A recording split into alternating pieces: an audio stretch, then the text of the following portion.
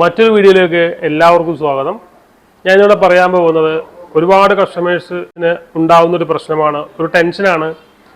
Hob അല്ലെങ്കിൽ cook top വാങ്ങിക്കഴിഞ്ഞാൽ ഇതിൻ്റെ glass പൊട്ടിപ്പോകുന്ന പ്രശ്നങ്ങൾ, അതുപോലെ ബർണർ ഡീഫോം ആകുന്നു, ഇങ്ങനെയൊക്കെയുള്ള കുറേ പ്രശ്നങ്ങൾ കാരണം കൊണ്ടിട്ട് ഈ ഗ്ലാസ് ടോപ്പുകൾ മേടിക്കാനായിട്ട് പൊതുവെ ഒരു പിൻവലിച്ചിൽ കാണാറുണ്ട്. ഇപ്പം എല്ലാം 99% പ്രൊഡക്റ്റുകളും തന്നെ ഗ്ലാസ് ടോപ്പുകളാണ്. ബർണറുകളും അതേപോലെ തന്നെ ബ്രാസും അലൂമിനിയം ഒക്കെ ആയിട്ട് മിക്സ്ഡ് ആയിട്ട് വരുന്ന മോഡലുകളുണ്ട്. ഇതൊക്കെ എന്തുകൊണ്ടാണ് പെട്ടെന്ന് ഡാമേജ് ആകുന്നത്? അല്ലെങ്കിൽ ഗ്ലാസ് മാറ്റാൻ ഒരുപാട് പൈസയാവുമോ, അതല്ല ബർണറിന് ഒരുപാട് കോസ്റ്റ് ആവും, അതുകൊണ്ട് ഞങ്ങൾക്ക് ബിൽറ്റ് ഇൻ ഹോബ് വേണ്ട എന്ന് പറയുന്ന കസ്റ്റമേഴ്സ് ഉണ്ട്.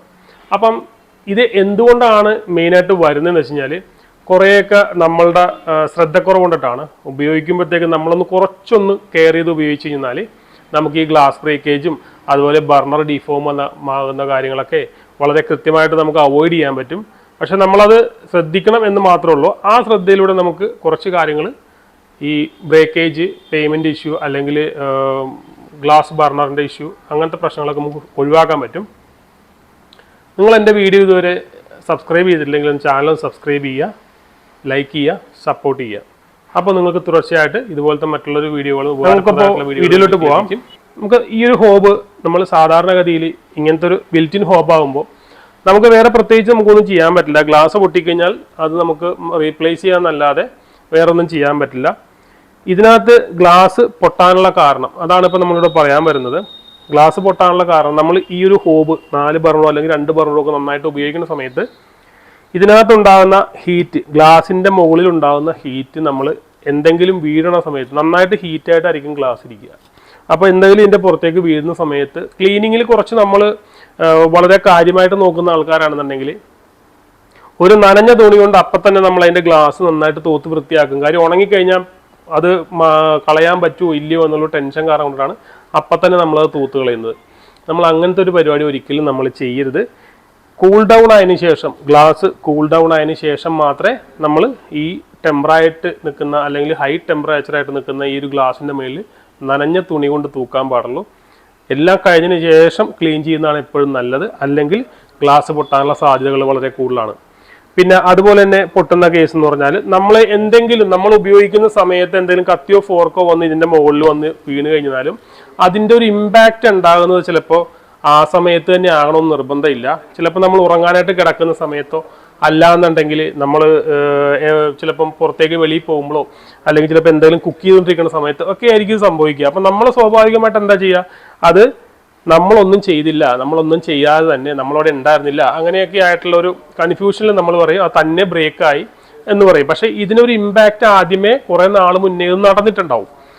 ഒന്നെങ്കിൽ ഇതിൻ്റെ പുറത്തേക്ക് വീണിട്ടോ അല്ലെങ്കിൽ നനഞ്ഞ തുണി കൊണ്ട് തൂത്തിട്ടോ അങ്ങനെ ആയിരിക്കും വരിക. അപ്പം ഇതൊക്കെ ഒന്ന് കുറച്ച് ഒഴിവാക്കി കഴിഞ്ഞാൽ നമുക്ക് ഇത് ഗ്ലാസ് പെട്ടെന്ന് ബ്രേക്കേജ് ആകുന്നത് ഒരു പ്രശ്നം നമുക്ക് ഒഴിവാക്കാൻ പറ്റും.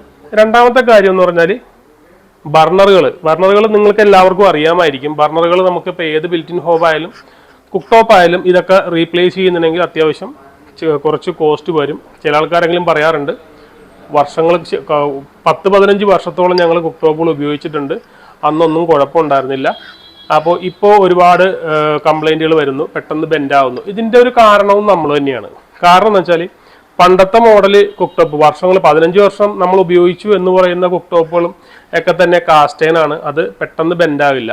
പക്ഷേ ഇപ്പോൾ വരുന്ന എല്ലാ ഹോബുകളും കുക്ക് ടോപ്പുകളും തന്നെ ബ്രാസാണ്. ഈ ബ്രാസ് എന്ന് പറഞ്ഞ സംഭവം എന്ന് വെച്ചാൽ നോർമലി നമ്മൾ ഉപയോഗിച്ചു കൊണ്ടിരിക്കുമ്പോഴത്തേക്കും ഇത് നല്ല ടെമ്പറേച്ചർ ആവുമല്ലോ, നല്ല ഹീറ്റാവും. ആ സമയത്ത് ഇതിന്റെ മുകളിലേക്ക് വെള്ളം വന്ന് വീണ് കഴിഞ്ഞാൽ അപ്പോൾ നമ്മൾ എന്താ ചെയ്യേണ്ടതെന്ന് വെച്ച് കഴിഞ്ഞാൽ നമ്മളൊരു വീക്കിൽ ഒരു ദിവസമെങ്കിലും എടുത്ത് ഈ ബർണർ ഒന്ന് കൂൾ ഡൗൺ ആയതിനു ശേഷം ക്ലീൻ ചെയ്യുക. ഇതിൻ്റെ ഹോൾസും എല്ലാ കാര്യങ്ങളും കൃത്യമായിട്ട് ക്ലീൻ ചെയ്യുക. പതുക്കെ ഒന്ന് തിരിച്ചു കൊടുത്ത് ഇതിൻ്റെ ഒരു ഷേപ്പൊക്കെ കറക്റ്റായിട്ട് വെക്കുക. രണ്ടാമത്തെ കാര്യം, നമ്മൾ തിളച്ച് വീഴുന്നൊരു പരിപാടി നമ്മൾ മാക്സിമം അവോയ്ഡ് ചെയ്യുക. തിളച്ച് വീഴുന്ന കൊടുത്തിട്ടാണ് 99% ഇതിൻ്റെ ബെൻഡാകുന്നത്. പിന്നെ അതുകൂടാതെ നമ്മൾ പൊതുവെ ഇതൊന്നും എടുത്ത് ആരോഗ്യം ഇങ്ങനത്തെ ഒരു ഇത് കാണുമ്പോഴത്തേക്ക്, ഇത് ബിൽറ്റ് ഇൻ ഹോബിൻ്റെയാണ്, ഇത് കാണുമ്പോഴത്തേക്കും കോംപ്ലിക്കേഷൻ ആയിട്ട് പലരും എടുത്ത് ഇതൊന്നും ക്ലീൻ ചെയ്യാനോ കാര്യങ്ങളൊന്നും ചെയ്യാറില്ല. പക്ഷെ ഇതെല്ലാം എടുത്ത് നമ്മളുടേതായിട്ടുള്ള സെൽഫായിട്ട് നമ്മൾ ഇതിൻ്റെ ഹോൾസോ കാര്യം ഫുഡ് പാർട്ടിക്കിളൊക്കെ വന്ന് വീണ് കഴിഞ്ഞാൽ ഇതിൻ്റെ ഹോൾസൊക്കെ ചിലപ്പോൾ അടഞ്ഞിരിക്കുകയോ അല്ലെങ്കിൽ അതോടുകൂടി തന്നെ ഫ്ലെയിം വന്നിട്ട് യെല്ലോ ഫ്ലെയിം അടിക്കാനുള്ള സാധ്യതയും കാര്യങ്ങളൊക്കെ ഉണ്ട്. അപ്പം അങ്ങനെയുള്ള കുറേ കാര്യങ്ങൾ, ക്ലീനിങ്ങും അതുപോലെ തന്നെ വെള്ളം തിളച്ച് വീഴാതിരിക്കുന്ന കാര്യങ്ങൾ ശ്രദ്ധിച്ചു കഴിഞ്ഞാൽ നമുക്ക് ബർണർ പെട്ടെന്ന് ഡീഫോം ആകുന്നതിന് നമുക്ക് തടയാൻ പറ്റും. അപ്പോൾ ഈ ഒരു വീഡിയോ നിങ്ങൾക്ക് ഉപകാരപ്പെട്ടു എന്ന് ഞാൻ വിചാരിക്കുന്നു. ഇതുപോലുള്ള വീഡിയോകൾ ലഭിക്കുന്നതിന് വേണ്ടിയിട്ട് നിങ്ങൾ എൻ്റെ ചാനൽ സബ്സ്ക്രൈബ് ചെയ്തിട്ടില്ലെങ്കിൽ ഒന്ന് സബ്സ്ക്രൈബ് ചെയ്യുക, ലൈക്ക് ചെയ്യുക, സപ്പോർട്ട് ചെയ്യുക. Thank you.